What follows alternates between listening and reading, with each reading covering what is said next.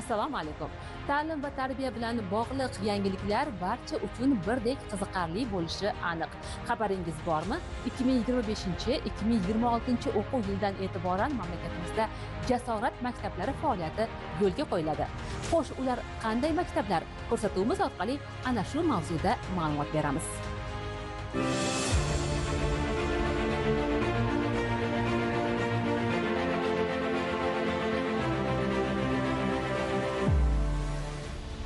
Dunyo nuqtai nazaridan oladigan bo'lsak, har bitta davlat o'zini ayni bir paytdagi yosh avlodini shu vatanga muhabbat ruhida, qadriyatlarini, shu vatanga xizmat qiladigan sadoqatli bir avlodni yetishtirish uchun butun bir resursini sarflaydi. Shu nuqtai nazardan hurmatli prezidentimiz tomonidan 2024-yil juda muhim qarorlar qabul qilindi. Bu qaror bilan o'quvchi yoshlarni chaqiruvga qadar boshlang'ich tayyorlash tizimini yangi bosqichga olib chiqish, bu musiqa fani va jismoniy tarbiya fanini yangi bosqichga olib chiqish. Demak, mana shu 3 ta fan, bu 3 ta qudrat manbai.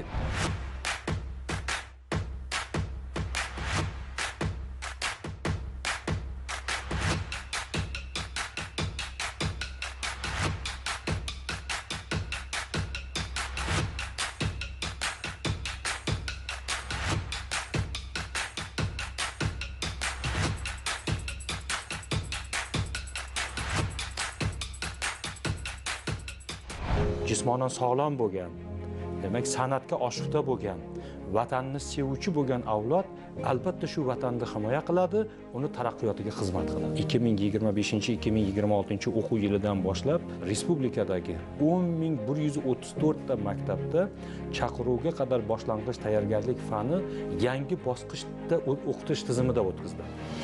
Tekstlar, rostlar, salom o'quvchilar. Assalom. Erkin.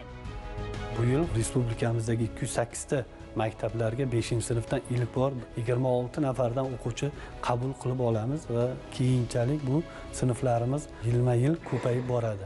Ular birgina harbiy emas, boshqa sohalarda ham demak o'z faoliyatlarini olib borish mumkin, chunki ularga fizika, matematika, qolaversa informatika va ingliz tili fanlari chuqurlashtirib o'tib boriladi. Jasorat maktablariga har tomonlama tajribaga va bir necha yillik pedagog salohiyatiga ega bo'lgan o'qituvchilar biriktirilgan. Ya'ni o'sha belgilab olingan matematika, fizika, ingliz tili va qolaversa harbiy chaqiriq qadar boshlang'ich tayyorgarlik fan o'qituvchi rahbarlari salohiyatidan kelib chiqib biriktirilgan.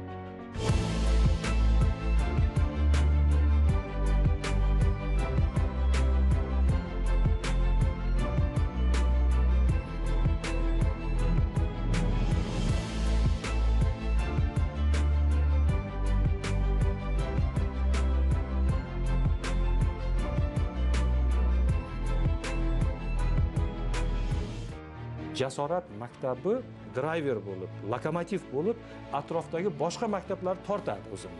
Ma'rifat poligoni bo'ladi bu yerda. Hamma kelib o'sha yerdagi yangiliklarni ko'radi, bir-biri bilan musobaqa bo'ladi. Bitta o'sha kelajak o'yinlari, dronlar, harbiy musobaqalar, milliy harbiy musobaqalar hammasi o'sha yerda tumanda o'sha yig'iladigan bazasi bo'ladi, o'sha yerda o'tadi. Shahar, viloyat va respublika bosqichlaridan iborat bo'lgan o'sha harbiy musobaqalar ham o'tkazib boriladi.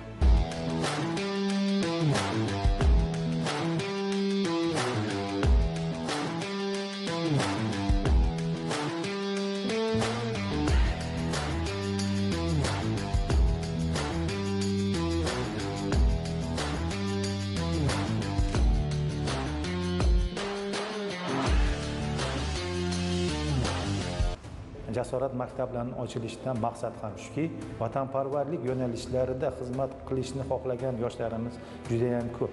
Qaysi sohadan bo'lishidan qat'iy nazar, u xoh muhandis bo'lsin, xoh u hamshira bo'lsin, o'qituvchi bo'ladi yoki huquqni muhofaza qiluvchi organ vakillaridan bo'ladimi, faqat xalqimiz uchun, vatanimiz uchun, istiqboli uchun kurashadigan yigit qizlar bo'lib yetishishdan iborat. Chaqiruvga qadar boshlang'ich tayyorgarlik fanini o'qitishda bugun yangicha yondashuv va uslublar ishlab chiqilmoqda. Shu maqsadda Mudofaa hamda Maktabgacha va Maktab ta'limi vazirliklarida alohida tarkibiy bo'linma tashkil etish ko'zda tutilgan. 2025-2028 yillarda 7915 ta sinfxonalarini to'liq qaytadan jihozlash rejalashtirilgan.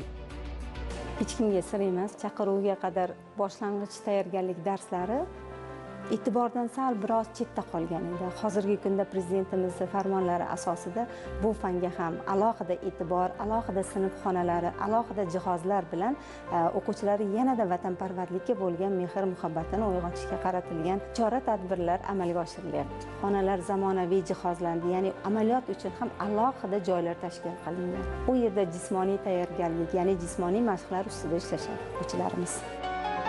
Guruh tekislar, rostlar, bizning shior. Nur, sadoqat, jasorat. O'zbekiston, faxrdan bering. O'zbekiston Respublikasiga, xalqimga, prezidentimga sadoqat bilan xizmat qilamiz. Bugungi kunda chaqiruvga qadar boshlangan tayyorgarlik tizimi umumiy o'rta ta'lim maktablarida yangi bosqichlarga olib chiqilyapti.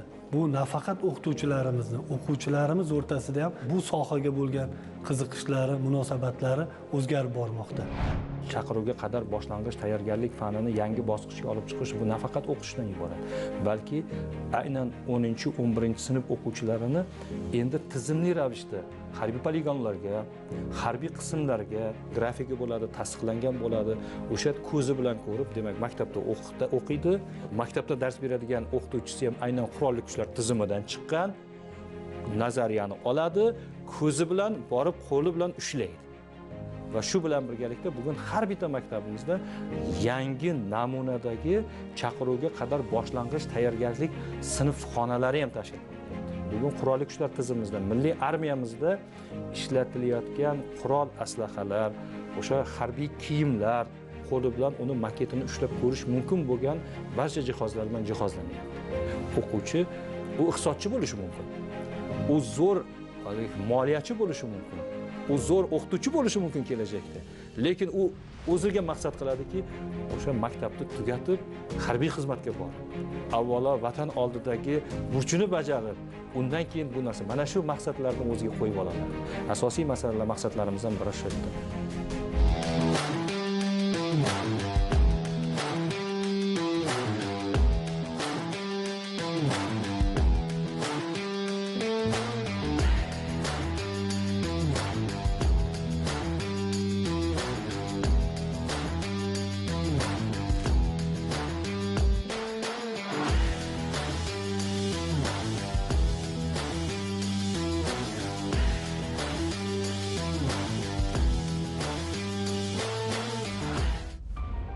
Hozir kungacha haftasiga 1 soatdan shu chaqiruvga qadar boshlang'ich tayyorgarlik fanlari belgilab berilgan edi. Mana yangi chiqqan qarorimizdan kelib chiqib, demak haftasiga 2 soat va qolaversa jasorat maktablarida harbiylar mashg'ulot o'tadigan dala o'quv maydonlarida amaliy mashg'ulotlar bilan shug'ullanish mashg'ulotlarini kirgizdik reja asosida. Kitobda yoki bo'lmasa bir ekranda ko'rsatib berish bilan cheklanib qolmasdan harbiy qismlarni o'ziga borib yoshlarimizga o'sha joyda mashg'ulotlarni o'tkazilishi va o'zlari ko'zlari bilan ko'rilishi va kelajakda o'zimizni shu harbiylarimizga xos xislatlarni, keyinchalik ularda tuyg'ularni uyg'otishga qaratilgan amaliy ishlarni amalga oshiriladi. Sog'lom fikrlaydigan, vatan ravnaqi uchun, tinchligi yo'lida o'z faoliyatini olib bormoqchi shaxslar uchun yoki bo'lmasa O'zbekiston fuqarolari uchun bizga juda ham muhim hozirgi kunda. Sinf tekislar, rostlar, darsimiz harbiy tayyorgarlik. Harbiy tayyorgarlik darsida safdan chiqish, safga turish va saf elementlarini o'rganamiz. O'quvchi Rahimov, Men safdan 3 qadam chiqing. nima bo'ladi? Chap. Gel. Joyda burilish elementini bajarib beradi. 10. Gel.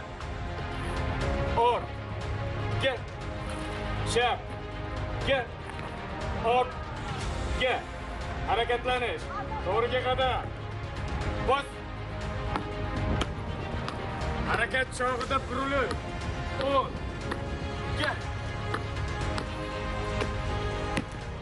chaqiruvga qadar boshlang'ich tayyorgarlik fanini jozibadorligini maktabdagi o'quvchilarimizni aynan shu fan orqali uni yuragida demak olovni yoqish, oddiy qilib aytganda demak o'sha vatanga bo'lgan sadoqat ruhida ularni tarbiyalash nuqtai nazaridan demak lokomotivlar ham belgilanyapti. Umumta'lim maktablarining negizida bu yangi qurilayotgani yo'q yo boshqa bu aynan mavjud bo'lgan maktablarimizda bittadan har bitta tumanda jasorat maktablari tashkil qilinadi. Demak, ana shu jasorat maktablari o'sha tumanda asosiy lokomotiv vazifasini o'taydi. Bu yerdagi o'sha barcha talablar birinchi navbatda o'sha joyda bo'ladi va atrofdagi barcha maktablardagi o'quvchilarning o'sha jismoniy tayyorgarligi, ularning o'sha harbiy tayyorgarligi, ularning o'rtasidagi musobaqalar, yangiliklar hammasi o'sha joyga kirgizilib, keyin hammasiga tarqatiladi. Va ayni bir paytda mana shu jasorat maktablariga respublikadagi o'sha harbiy ta'lim muassasalari, o'sha litseylar, Temurbeklar litseylari demak metodik yordam sifatida ularga ham biriktiriladi. Salom o'quvchilar. Salom. O'quvchilarning vazifasi nimadan iborat? Birinchi navbatda a'lo baholarga o'qish va o'sha qo'yilgan vazifalarni matonat bilan, sadoqat bilan, yaxshi xulqimiz bilan birgalikda bajarib o'tishdan iborat.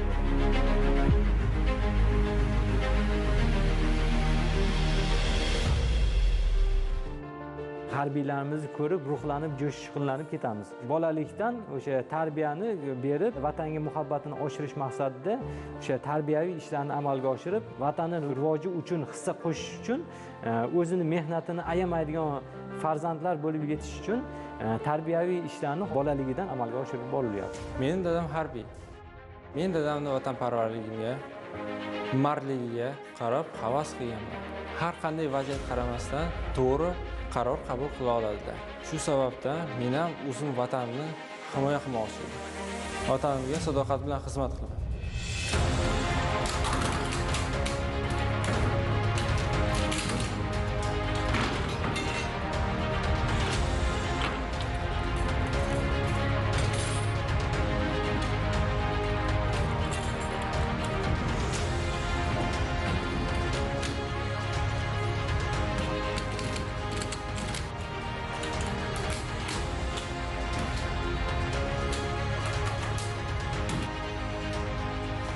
Mudofaa vazirligi bilan birgalikda demak ishlanyapti. Ichki normativ hujjatlarimiz to'liq yangilanyapti. Shu paytgacha chaqiruvga qadar boshlang'ich tayyorgarlik fani o'qituvchilari maktabgacha maktab ta'limi vazirligi tizimidagi shtat birligidagi bo'lgan bo'lsa, bu shtat birliklari 2025-yil 1-iyundan boshlab Mudofaa vazirligi tizimiga o'tadi. Harbiy tayyorgarlik Mudofaa vazirligi tizimidan, uni pedagogik mahorati, nazariyasi demak maktabgacha maktab ta'limi vazirligi tizimidan to'liq demak birgalikda amalga oshirilib boriladi. Vatanparvarlik tarbiyasi shaxs kamolotida alohida ahamiyatga ega. Xo'sh, bolada vatanparvarlik tuyg'usini tarbiyalashni qachondan boshlash kerak? Ta'lim tashkilotlarida harbiy vatanparvarlik tarbiyasi 4 bosqichda amalga oshiriladi. 38 ming maktabgacha ta'lim tashkiloti bor tizimda. Bizlar 3-6 yoshda birinchi bosqichda oila, vatan, milliy qadriyatlar haqidagi ilk tushunchalarni singdiramiz. Ikkinchi bosqich demak bu boshlang'ich sinfda bo'ladi. Maktabning o'sha 1-4 sinflarida mustaqillik tushunchasi, davlat ramzlariga hurmat, intizom, tartib mana bu masalalar singdirila boshlaydi. Keyingi bosqich bu o'rta sinflarda, bu 5-9 sinflar, bunda huquqiy ong, milliy g'urur, buyuk ajdodlarga munosib bir avlod bo'lish haqidagi o'sha g'oyalar singdirib boriladi va 4-bosqich bu yuqori sinf, bu aynan o'sha 10-11 sinflarda harbiy xizmatga qiziqish, qurolli kuchlar bilan faxrlanish tuyg'ulari to'liq mana shu singdirib 4 bosqichda amalga oshiriladi. Har bitta avlodimiz, o'quvchimiz ona vatan oldidagi o'zini yuksak mas'uliyatini anglashi biz uchun eng muhim. Ongiga, qalbiga o'sha naqsh qilib chizishimiz kerak. Asosiy vazifamiz mana shulardan iborat.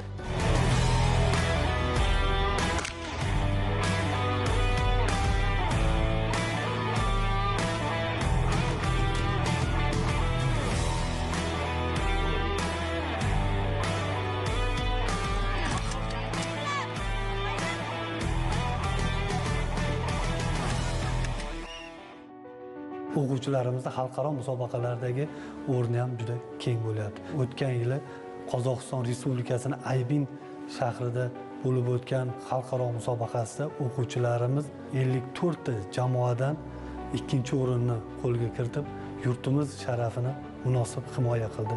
Va yana bir misol, o'tgan yili xalqaro yosh qutqaruvchilar musobaqasida bizning umumta'lim maktab o'quvchilari jamoalari 3-o'rinni qo'lga kiritib keldi va albatta bu yo'nalishlardagi barcha ishlarni biz tizimli ravishda yana kuchaytirib boramiz.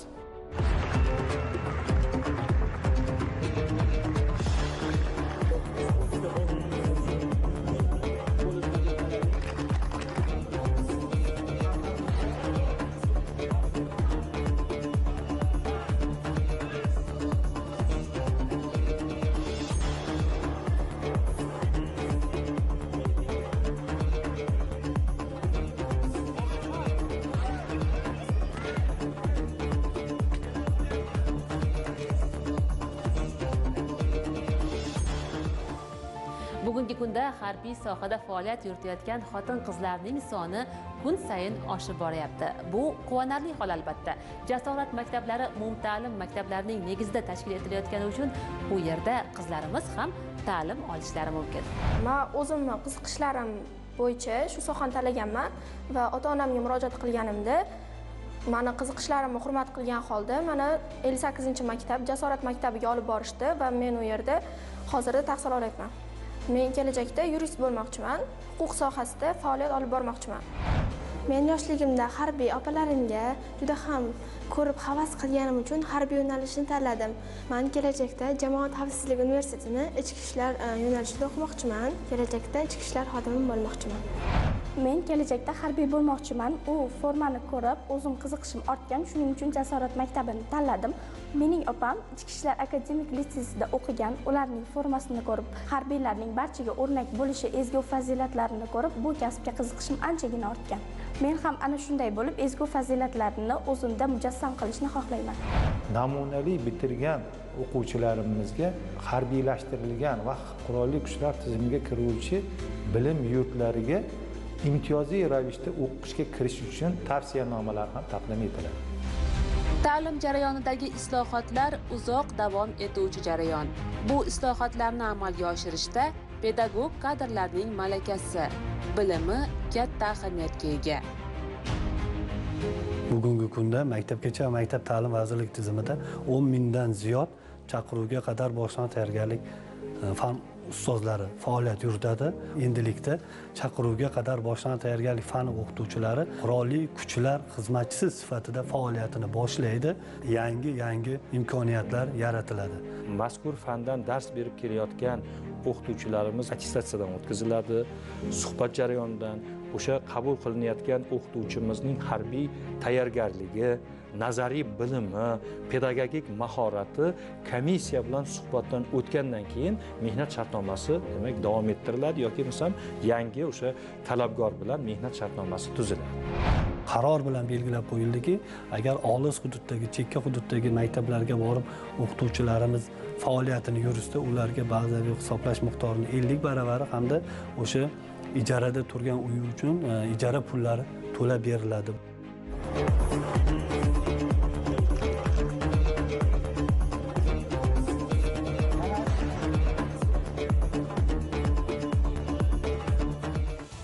Ta'lim tizimidagi islohotlar, yangiliklar xususida so'z borganda, albatta fikrimiz darsliklar masalasiga borib taqaladi. Xo'sh, bu borada qanday ishlar amalga oshirilmoqda?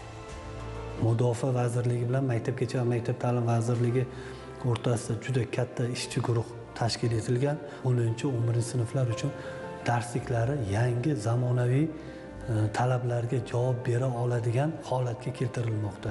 Zamonaviy bugungi o'sha milliy armiyani ruhi kirgan darsliklar bilan to'liq shakllantirilyapti. Bu juda katta bir ilmiy jamoa ishlayapti bu borada. Bolada vatanparvarlik tuyg'usini tarbiyalash, chin insoniy xislatlarni rivojlantirish demakdir. Bu aksariyat ota-onalarning maqsadi. Jasorat maktablariga qabul qachon boshlanadi? Maktabga qabul shartlari qanday? jasorat maktablarini ichida birinchi navbatda bu yildan 5-sinf qabul qilinadi.